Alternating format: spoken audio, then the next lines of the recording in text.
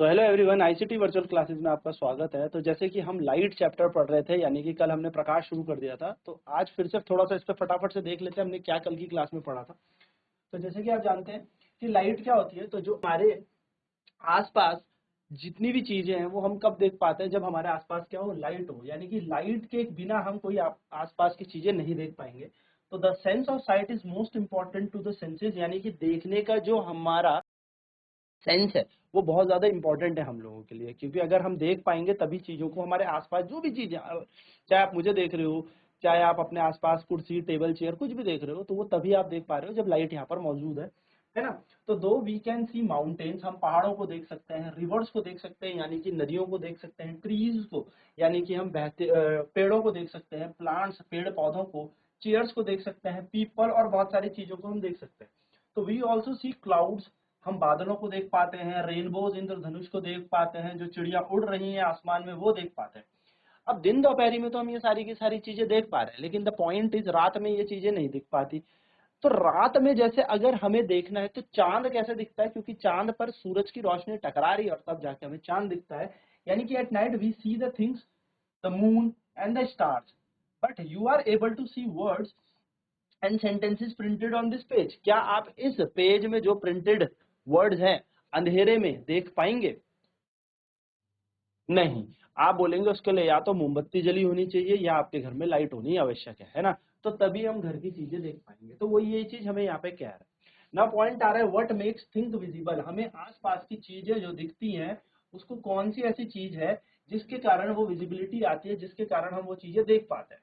तो हम बात करेंगे, कभी हमने आसपास के ऑब्जेक्ट्स को देखा है, जितने भी ऑब्जेक्ट को देखा है, तो ये सारे के सारे ऑब्जेक्ट जो हमें दिखाई देते हैं ये सिर्फ उजाले में दिखाई देते हैं, डार्क में नहीं दिखाई देते। It means the eyes alone can not see the object, हमारी आंखें सिर्फ वस्तु को अकेले नहीं देख पाएगी, कुछ ऐसी चीज भी चाहिए जिससे हम देख पाए, और वो होती है लाइट। तो जब लाइट किसी वस्तु से या किसी ऑब्जेक्ट से एंटर करती है या टकरा कर हमारी आंखों तक आती है तो हम उस ऑब्जेक्ट को देख पाते हैं। तो ये चीज आपको नोट भी करनी है कि जब लाइट जो होती है, ठीक है, जब हम लाइट की बात करें अगर, तो जब लाइट बेसिकली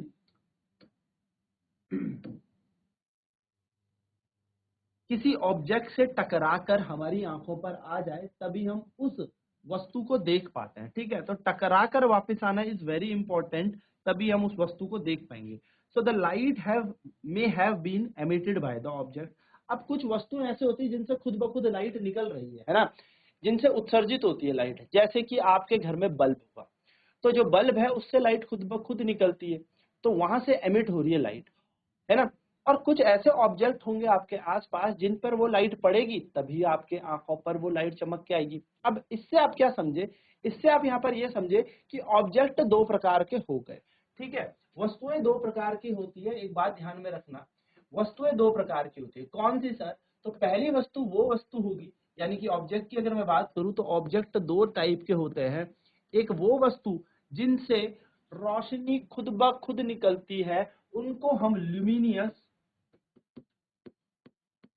ज्योतिमान वस्तुएं कहते हैं। और एक होती है नॉन ल्यूमिनियस, जिनसे रोशनी नहीं निकलती। तो ल्यूमिनियस बॉडीज वो बॉडी होती है जिनसे खुद ब खुद रोशनी निकलती है, ठीक है। और नॉन ल्यूमिनियस वो होते हैं जिन पे रोशनी नहीं निकलती। जैसे ल्यूमिनियस के एग्जांपल अगर मैं आपको दूं, उदाहरण में दूं, तो सूर्य, सन, ठीक है, सन इसका एक उदाहरण है। सूरज के पास अपनी खुद की रोशनी है। आपके घर के अंदर जलने वाला बल्ब, इसके पास अपनी खुद की रोशनी है ना। मोमबत्ती, कैंडल, इसके अपने पास खुद की रोशनी है। यानी कि अगर मैं बात करूं ज्योति मान वस्तुओं की, कि कौन सी ज्योतिमान वस्तुएं होती है, तो ज्योतिमान वस्तुएं वो होती है जिनके पास खुद की रोशनी हो, खुद की लाइट हो। जैसे सूर्य हो गया, जैसे बल्ब हो गया, ठीक है, जैसे मोमबत्ती हो गई, ठीक है, मोमबत्ती।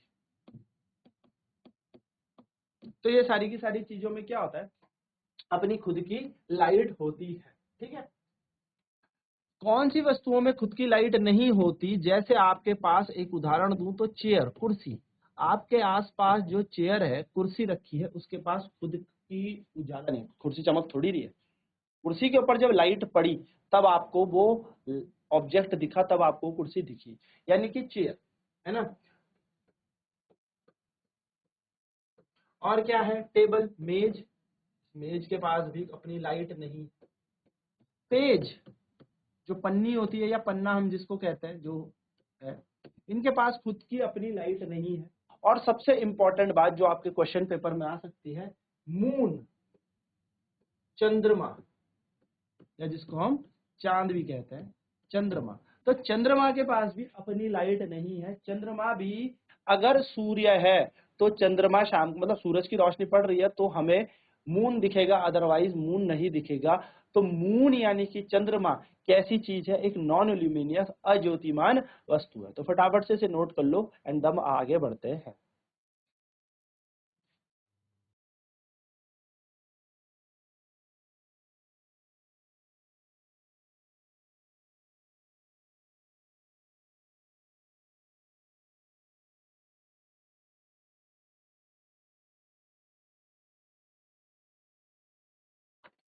तो ये बेसिकली हमारे पास क्या है, ये बेसिकली हमारे पास दो तरीके के ऑब्जेक्ट्स हैं जिनसे हम वस्तुओं को देख पाते हैं।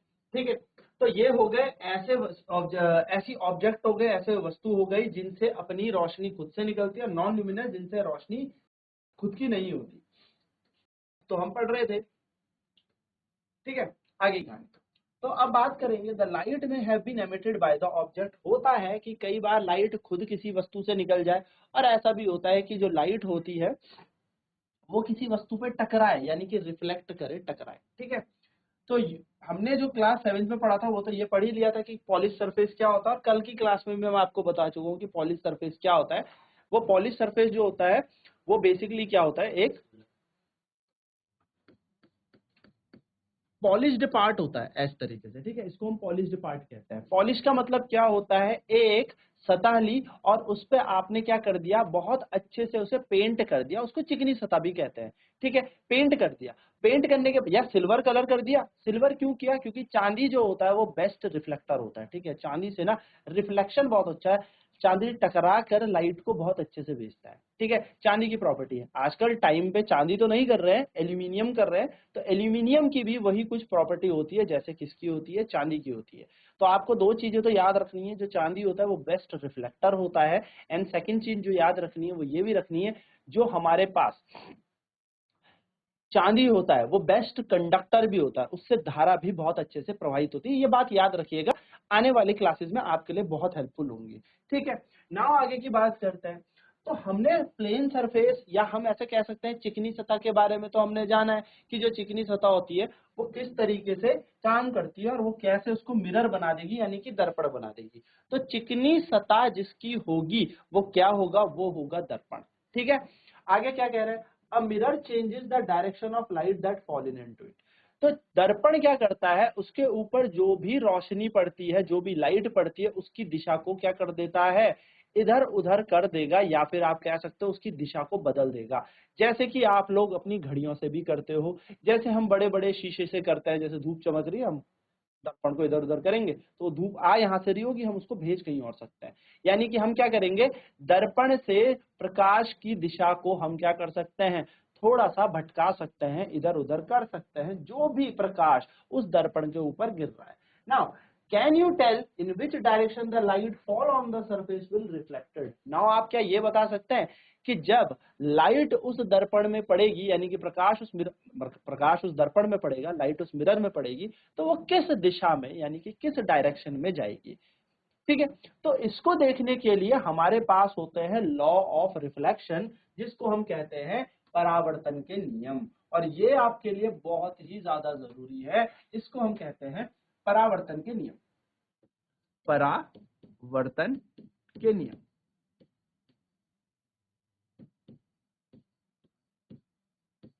परावर्तन के नियम। अब इससे पहले थोड़ा सा बात करें परावर्तन क्या होता है। तो जैसा कि कल भी हमने देखा था, परावर्तन का मतलब होता है किसी प्रकाश का आना और टकरा कर चले जाना। जब कोई लाइट आएगी किसी सतह पे गिरेगी और गिरने के बाद टकरा कर चली जाएगी, उसको हम परावर्तन यानी कि रिफ्लेक्शन कहते हैं। उदाहरण के तौर पे मैंने आपको ये भी बताया था कि जैसे आपके हाथ में गेंद है और उस गेंद को जमीन में पटके, तो जब आपने उस बॉल को जमीन पे मारा तो वो बॉल टप्पा खाकर ऊपर की तरफ आती है। तो जो बाउंस बैक करती है यानी कि वो जो गेंद टप्पा खा के ऊपर आई, वो क्या है? रिफ्लेक्शन ऑफ बॉल है ना। जब आपने क्या किया, वो गेंद फेंकी और वो टकरा कर जमीन से ऊपर आई, आपने उसे कहा रिफ्लेक्शन ऑफ बॉल। यानी कि क्या हुआ? गेंद का परावर्तन। उसी प्रकार से आप ऐसे समझ लीजिए कि जैसे मैं हूं, और या आप लोगों ने भी कई बार हुआ होगा कि खाली कमरे रहे होंगे, या आपके स्कूल में कई बार होती है ना खाली क्लास, जब हम सुबह सुबह एंटर करते हैं और कुछ भी बोलेंगे तो आवाज गूंजती है। वो गूंजना क्या होता है? वो भी रिफ्लेक्शन ही होता है। यानी कि जब हमने कुछ बोला तो वो दरवाजे या दीवार में आसपास की चीजों पे टकराया हमारी ध्वनि, और वो टकराकर वापस आ गई। यानी कि जब भी हम कुछ बोलते हैं खाली कमरे में, तो हमारी आवाज का क्या होता है? परावर्तन। तो आवाज यानी कि ध्वनि, तो ध्वनि का परावर्तन क्या हो गया? साउंड का जाना, किसी सरफेस में टकराना और टकराकर वापस आ जाना, उसको हम क्या कहते हैं? रिफ्लेक्शन ऑफ साउंड कहते हैं। उसी प्रकार से आप ये कह सकते हैं कि जब हम बोल रहे हैं और टकरा कर आ रहा है तो ध्वनि का परावर्तन, जमीन में बॉल फेंकी तो बॉल का परावर्तन, क्योंकि बॉल टकरा कर वापस आ रही है। उसी तरीके से अगर लाइट किसी सतह पर गिरी और इस सतह पर गिरने के बाद प्रकाश वापस आ जाए, तो उसको हम कहते हैं रिफ्लेक्शन ऑफ लाइट, प्रकाश का परावर्तन। ठीक है, यहां पर ये बात समझनी है। तो लॉज ऑफ रिफ्लेक्शन में क्या पढ़ेंगे? देखो, जैसे कि हम फिजिक्स पढ़ते हैं जब भी, तो हम सिर्फ फिजिक्स में यानी कि भौतिक विज्ञान में सिर्फ थ्योरी नहीं देखते, उसका नेचर देखते हैं, प्रकृति देखते हैं, साथ साथ में ये देखते हैं कि ये फिनोमिना हुआ कैसे, उसके नियम क्या है, क्या उसके अंदर ऐसे नियम हैं जो लागू होते हैं जिसके कारण लाइट रिफ्लेक्ट क्यों करती है। तो ये बात तो हमें पता लग गई कि अगर कोई पॉलिश सरफेस है या कोई सा भी सरफेस है तो उस पर लाइट आएगी, टकरा कर जाएगी, और इसको हम रिफ्लेक्शन कहते हैं, परावर्तन कहते हैं। बट अब बात करते हैं इसके नियम क्या है, और उन नियम को ही अब हम डिस्कस करेंगे। ठीक है, कि नियम क्या होते हैं, किस तरीके से ये लाइट यहाँ पर रिफ्लेक्ट करेगी। ठीक, तो देखिए यहाँ पर हमारे पास एक डायग्राम हमें दे रखा है। आप देखेंगे यहाँ पर एक डायग्राम हमें यहाँ पे दे रखा है। देखो, एक अरेंजमेंट है। तो आप यहाँ पर अगर इस डायग्राम को गौर से देखेंगे तो यहाँ से जब लाइट गई, देखो यहाँ से जब लाइट गई तो लाइट देखो यहाँ पे कुछ तरीके से क्या कर रही है? डायरेक्शन चेंज कर रही है। तो ये एक तरीके से मिरर है। ठीक है, जब एक लाइट आई, कहीं पे टकराई और टकरा कर वापिस आ रही है, तो वो क्या हो गया? रिफ्लेक्शन। इसी को हम परावर्तन कहते हैं। तो देखो, जब सरफेस में यानी कि किसी दर्पण में, सरफेस का मतलब दर्पण होता है, सरफेस का मतलब कोई भी सतह होती है। ठीक है, ठीक। तो किसी सतह पे जब प्रकाश गिरेगा और गिर के उठ के वापस आएगा तो इसको हम परावर्तन कह रहे हैं। तो सर, इसमें क्या क्या बातें होने वाली हैं, कौन कौन सी चीजें हमें समझनी है, वो हम थोड़ा सा डिस्कस करते हैं अभी। कि क्या हमारे पास इस लाइट और इस रिफ्लेक्शन में टर्मिनोलॉजीज हमें समझनी जरूरी है, किसको हम क्या कहते हैं। तो ध्यान से समझेंगे मेरे प्यारे बच्चों कि मिरर तो हमें समझ में आता है। मिरर का मतलब दर्पण, जो हमारे घरों में मिरर है। ठीक है, शीशा है, शीशा बोलते हैं हम नॉर्मली, वो तो हमें पता है। तो हम शीशे को कुछ इस तरीके से दर्शाएंगे और यहाँ पर हम ऐसे लाइन खींचेंगे। ठीक है, इसका मतलब होता है प्लेन मिरर, समतल दर्पण, जो हमारे घरों में है। ठीक, बनाने का तरीका, जिसमें हम बेसिकली अपना चेहरा देखते हैं, जिसको हम ड्रेसिंग मिरर भी कहते हैं। ठीक है, हमारे घरों में जो शीशा होता है वही है। तो उसको बनाने का तरीका क्या है? एक नॉर्मल लाइन खींचो और छोटे छोटे छोटे छोटे छोटे छोटे क्या कर दो, ये हल्की हल्की लाइनें खींचो। इन लाइंस का मतलब क्या होता है? इन लाइन का मतलब होगा पॉलिश्ड सरफेस। कैसा सरफेस? Polish surface. ठीक है, इस लाइन का मतलब होता है पॉलिश सरफेस। ये बात ध्यान में रखना। ठीक है, पॉलिश, पॉलिश का मतलब क्या हो गया? जो हम पॉलिश करते हैं भाई, किस चीज से पॉलिश करते हैं? सर ने बताया था अभी। तो पॉलिश की जाती है सर सिल्वर से, चांदी से हम इसको पॉलिश करते हैं। तो ये हो गया पॉलिश सरफेस, पॉलिश सतह। ठीक है, और ये ऊपर वाली सतह होती है रिफ्लेक्टिंग सरफेस। कैसा सरफेस? रिफ्लेक्टिंग। यानी यहां पर हम अपना चेहरा रखते हैं। पॉलिश की तरफ तो नहीं रखते ना चेहरा, चेहरा हम कहाँ रखते हैं? जहां पे कांच हो। देखो, कांच होता है, शीशा, शीशे के पीछे पॉलिश कर दिया, मिरर बन गया। ठीक है, किससे पॉलिश की? चांदी से पॉलिश की, मिरर बन गया। मिरर बनने के बाद क्या करेंगे? पीछे लाल कलर का पेंट लगा देते हैं। क्यों लगा देते हैं? जिससे लाइट और आर पार ना कर जाए, इससे टकरा कर वापिस आए। क्योंकि अगर यहाँ पर हम पेंट नहीं करेंगे तो जो भी लाइट जाएगी वो टकराकर उस शीशे से आर पार चली जाएगी। तो हमने क्या कर दिया, उसको पॉलिश कर दिया। कैसे कलर से? सिल्वर से। उसके पीछे लाल पेंट लगा दिया कि गलती से भी इससे और लाइट पीछे जा ही ना पाए, और उसके पीछे फिर हम लकड़ी वकड़ी लगा के, गत्ता वत्ता लगा के पूरा शीशा बना देते हैं। तो हम अपना चेहरा कहाँ रखते हैं? जहाँ पे शीशा होता है उसके सामने। ये थोड़ी कि जहाँ पे गत्ता लगा होता है उसके सामने अपना चेहरा लगाते हैं, नहीं देखते हम वहां से। तो हमेशा हम अपना जब भी चेहरा देखेंगे तो कहाँ से देखेंगे? इस रिफ्लेक्टिंग सरफेस से, यानी कि इसका नाम है हमारे पास परावर्तित सतह।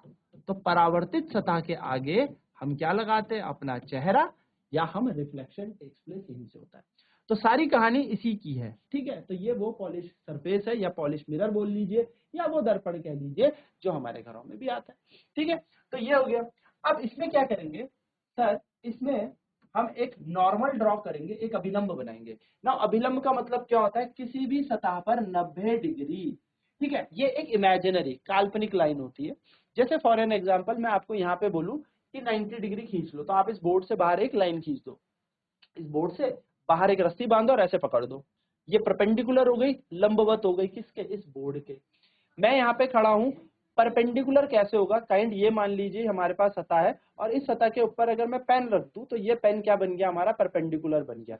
सो परपेंडिकुलर का मतलब क्या होता है? परपेंडिकुलर का मतलब होता है लंबवत, ठीक है। लंबवत हो गया। अब लंबवत का मतलब ऐसे समझ सकते हो, देखो जैसे जमीन है और मैं कैसे खड़ा हूं इस पे? परपेंडिकुलर। और मैं लेट जाऊंगा ना, अगर ये जमीन है और मैं इसके ऊपर लेट जाऊं तो मैं कैसा हो गया हूं? हॉरिजॉन्टल। इसे परपेंडिकुलर नहीं कहते, ठीक है। लंबवत किसे कहेंगे? लंबवत कहेंगे इसके ऊपर ऐसे खड़ा हूं, यानी कि 90 डिग्री पे अगर मैं इसके सरफेस पे हूं तो दैट इज परपेंडिकुलर। तो ये एक इमेजिनरी लाइन होती है जो किसके ऊपर होती है? एक दर्पण के ऊपर होती है, ठीक है। छोटी सी बात समझिए। नाउ बात करते हैं आगे की। बात यह है कि जैसे ये परपेंडिकुलर तो हो गया, अब यहाँ पर जो सर लाइट आएगी, क्योंकि अब एक लाइट जाएगी भी तो ना। अगर आपके पास टॉर्च है, आपने टॉर्च जलाई तो वो लाइट गई। तो जो लाइट जाएगी यानी कि जो पड़ेगी इस सतह के ऊपर, उसको हम इंसिडेंट रे कहते हैं। ये बात ना इतनी इंपॉर्टेंट है, याद रखनी है आपको, ठीक है। इंसिडेंट यानी कि आपतित किरण। तो आपतित किरण कौन सी किरण होती है? जो सतह के ऊपर पड़ती है और जो पड़ के चली जाएगी उसको कहते हैं हम रिफ्लेक्टेड रे। रिफ्लेक्टेड रे यानी कि परावर्तित किरण। इसको थोड़ा सा सही से लिख भी लेंगे हम, इसको तो पता ही चल गया ना आपको। इसको लिख लेते हैं, ठीक है, क्योंकि ये चीज आपको पता होनी चाहिए कि कौन सी लाइट को क्या कहते हैं। एरोज लगाना मत भूलना, एरो बड़े इंपॉर्टेंट है। कैसे पता लगेगा कौन सी आ रही है कौन सी जा रही है? तो आने वाली को आपतित, जाने वाली को परावर्तित, ठीक है। रिफ्लेक्टेड यानी कि परावर्तित किरण। हम इनकी डेफिनेशंस भी पढ़ेंगे, पर पहले इसके थोड़े से डायग्राम को हम समझ लेते हैं, ठीक है। तो जल्दी से इसे नोट कर लीजिए और फिर आगे बढ़ते हैं।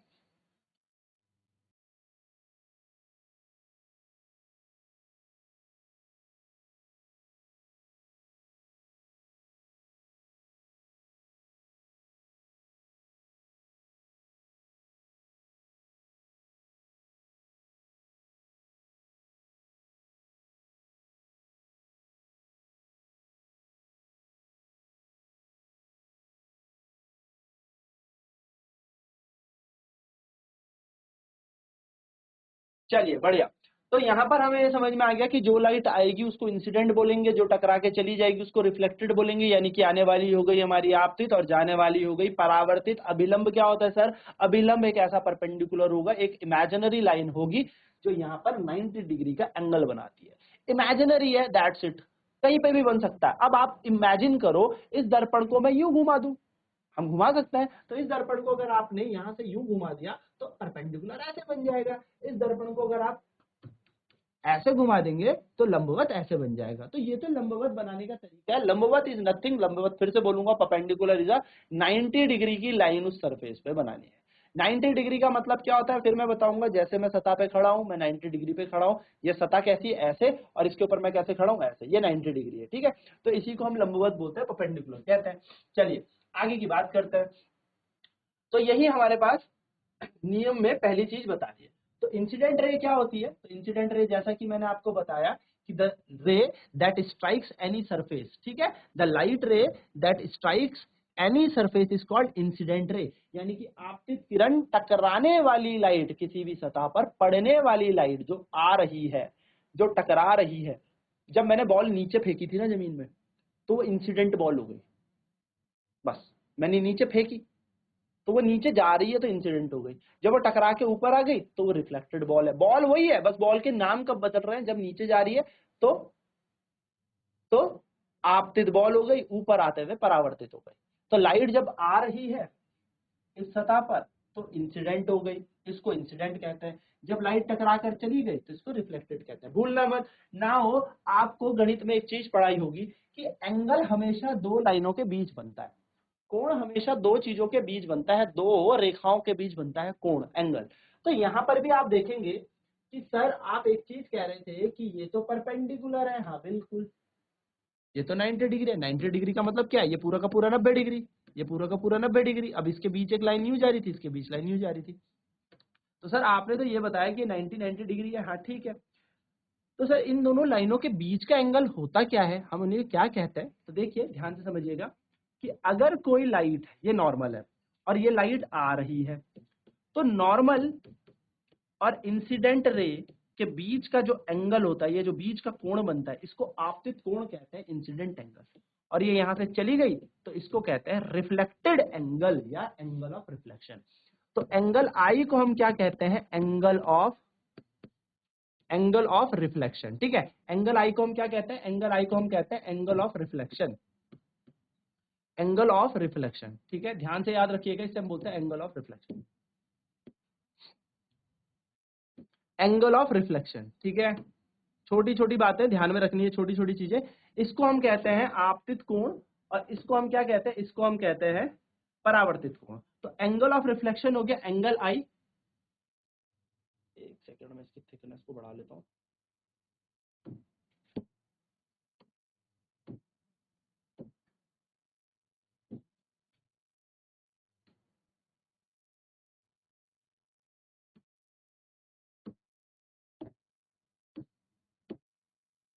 एंगल ऑफ रिफ्लेक्शन हो गया, ठीक है। और एंगल आर को हम क्या कहते हैं, एंगल ऑफ रिफ्रैक्शन, ये बात याद रखना, रिफ्लेक्शन हो गया, ठीक है।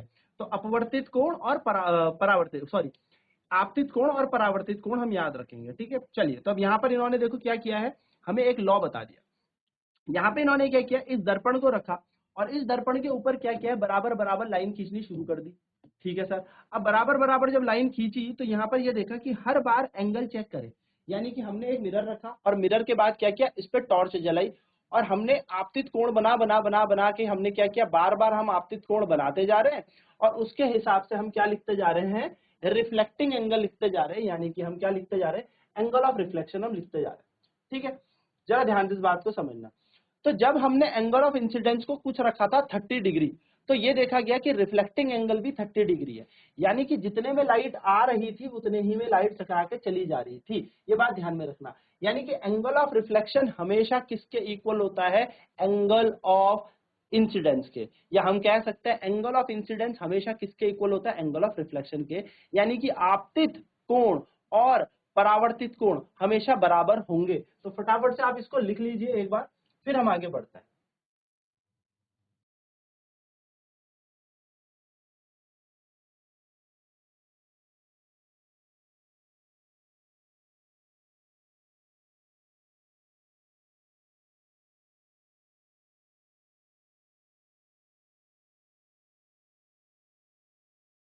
तो ये जो एंगल होता है इसको हम इंसिडेंट एंगल कहते हैं, आपतित कोण, और ये जो होता है इसको हम रिफ्लेक्टेड एंगल कहते हैं, यानी कि परावर्तित कोण। और हमेशा ये दोनों एक दूसरे के बराबर होता है, एंगल आई हमेशा एंगल आर के बराबर ही होता है, ये बात ध्यान में रखना, ठीक है। तो यहाँ पर हमें यही कहा है कि हम बार बार अलग अलग एंगल को रखते चलेंगे, अलग अलग चीजों को रखते चलेंगे, तो हमें क्या पता लगेगा, हमें यही पता लगेगा कि आई हमेशा आर के बराबर आ रहा है। तो ये डायग्राम भी आपको बनाना है, ये डायग्राम बहुत इंपॉर्टेंट है, जल्दी से इसे नोट कर लो, क्योंकि ये होगी आपकी आपतित किरण, ये हो गई आपकी परावर्तित किरण, ये हो गया आपका इंसिडेंट एंगल यानी कि आपतित कोण, ये हो गया आपका परावर्तित कोण, ठीक है। तो ये आपको याद रखना, और ये हो गया अभिलंब यानी कि नॉर्मल। जल्दी से इसे नोट कर लो फटाफट से।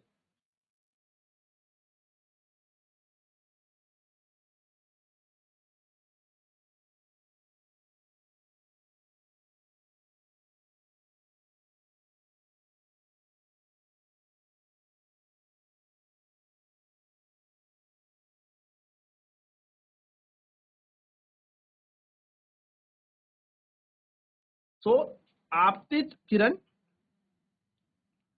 ठीक है, परावर्तित किरण, इन दोनों के बीच अभिलंब और आपतित किरण के बीच का जो कोण है वो हो जाएगा हमारा आपतित कोण।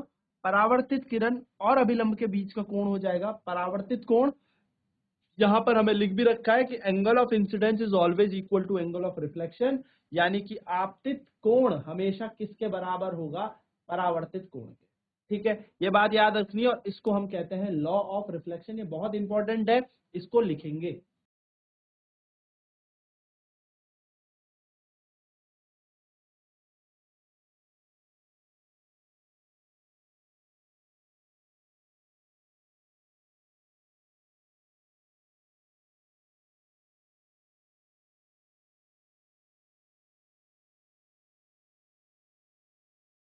ये हमेशा याद रखिएगा, किसी भी तरीके के क्वेश्चन आते हैं, कई बार आपको ऐसे क्वेश्चन दे देगा कि ये एंगल 30 डिग्री है, आपसे पूछ लेगा आर की वैल्यू बताओ, तो आर की वैल्यू आपको पता होनी चाहिए। ठीक है, कई बार ऐसे भी क्वेश्चन आ जाता है आपके पास कि जैसे आपसे ये पूछ लेगा कि ये दर्पण है, आपको आपतित कोण दे देगा कि 30 डिग्री है, आपसे पूछेगा परावर्तित कोण बताओ, यानी कि आपसे यूं पूछ लेगा कि जैसे कि मान लो यहाँ पर ये एंगल दे देगा आपको 30 डिग्री का, और ये एंगल आपको दे देगा, पूछेगा ये एंगल कितने का, तो ये एंगल आपको निकालना है। अगर ये 30 तो ये भी 30, अगर ये 30 डिग्री तो ये भी 30 डिग्री, ये बात आपको ध्यान में रखनी है। ठीक है, तो 30 और 30 हो जाएंगे दोनों के दोनों। अगर इन दोनों का योग पूछ ले तो योग कितना हो जाएगा, 30 और 30 60 का योग हो जाएगा। ठीक है, तो अगर आपको इंसिडेंट एंगल दे रखा है 30 डिग्री और आपसे पूछा रिफ्लेक्टिंग एंगल निकालो, तो वो भी 30 डिग्री।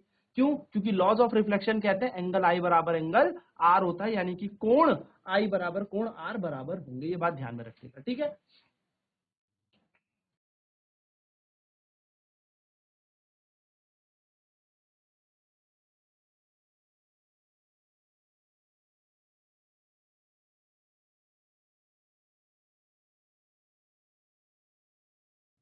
तो आई होप ये सारी चीजें समझ में आ गई होंगी, है ना। तो आज की क्लास में हमने रिफ्लेक्शन वगैरह सारा चीज देख ही ली है, किस तरीके से लॉज ऑफ रिफ्लेक्शन जानने हैं, क्या जानना है। तो आगे की कहानी में अब हम इस पे क्वेश्चन भी करेंगे और आगे की चर्चा भी करेंगे। तो आईसीटी वर्चुअल क्लासेज में जुड़ने के लिए धन्यवाद। आपका दिन शुभ हो।